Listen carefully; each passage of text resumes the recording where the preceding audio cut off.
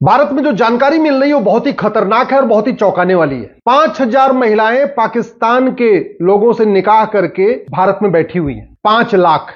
और जो महिलाएं भारत में हैं जिन्होंने पाकिस्तानियों से निकाह किया है उसमें किसी के 8 बच्चे, किसी के 9 बच्चे, किसी के 6 बच्चे, 5 से कम तो मिल ही नहीं रहे। 10-12 बच्चे वाले भी परिवार मिल रहे। अगर एवरेज 5 बच्चे मान के चलिए तो 5 लाख महिलाओं से लगभग 25 लाख बच्चे जिसके फादर पाकिस्तानी हैं, वो 25 लाख बच्चे भारत में रह रहे हैं। और वो बच्चे कोई छोटे भी नहीं, वो बड़े हो चुके हैं, उनका शादी विवाह भी हो चुका है। यानी 5 लाख महिलाओं ने पाकिस्तानियों से शादी किया, उनके ऑन एन एवरेज लगभग 25 लाख बच्चे पैदा हुए। वो मां भी, वो दादी भी बन गई हैं, वो नानी भी बन गई हैं और वो अम्मा भी बन रही हैं। तो लगभग 25 लाख नाती और पोते। ये बहुत ही बड़ी खतरे की घंटी है। सवाल ये है, ऐसी घटनाएं अरब, दुबई, कुवैत, बहरीन में क्यों नहीं होती हैं? कभी आपने सुना कि अरब, दुबई, कुवैत, बहरीन की कोई महिला भारत में आके किसी से शादी की हो, निकाह की हो और वहां की नागरिकता उसने ले रखी हो? कभी आपने सुना कि अमेरिका या सिंगापुर या जापान या चीन के किसी महिला ने भारत में आके शादी किया हो और वहां की नागरिकता ले रखी हो? नहीं सुना होगा। लेकिन भारत में ऐसा हुआ है। 5 लाख महिलाएं,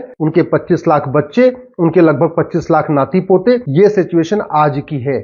आखिर भारत में इतनी अराजकता का मूल कारण क्या है? मूल कारण यह है कि हम भगवान श्री राम की पूजा तो करते हैं लेकिन राम नीति लागू नहीं करते। भगवान श्री राम ने कहा था भय बिन होए न प्रीत। हम भगवान कृष्ण की पूजा करते हैं लेकिन कृष्ण नीति लागू नहीं करते। भगवान कृष्ण ने कहा था सठे साठ्यम समाचरे। हमारे पूर्वज खुद ही कहते थे लोहा लोहे को काटता है, लेकिन हमने लोहा लोहे को काटता है इस सिद्धांत के अनुसार नियम कानून नहीं बनाया। नतीजा यह हुआ कि 5 लाख महिलाओं ने पाकिस्तानियों से शादी करके लगभग 25 लाख बच्चे पैदा कर दिए और उनके लगभग 25 लाख नाती पोते भी हो चुके। अब समाधान क्या है? समाधान वही जो हमारे पूर्वज करते थे, भगवान श्री राम और श्री कृष्ण कहते थे। ये 5 लाख महिलाएं जो यहाँ रह रही हैं, ऐसा नहीं है, बड़ा इनका पूरा नेक्सस है, पूरा संगठन है, इनको पूरी फंडिंग आ रही है, इनको पूरा यहाँ मोटिवेट किया जा रहा है। अदरवाइज भारत में कोई भी शादी करने के बाद अपने मायके में थोड़ी रहता है। ये तो परंपरा है, वो चाहे हिंदू हो, चाहे जैन हो, चाहे बौद्ध हो, चाहे सिख हो। शादी हुई कि बेटी गई अपने ससुराल। सवाल यह है कि ये शादी कर रही थी पाकिस्तान में, तो भारत में रह क्यों रही थी? क्या था इनका मोटिव? क्यों इन्होंने पाकिस्तान की नागरिकता नहीं लिया और भारत की नागरिकता पकड़ के बैठी रही?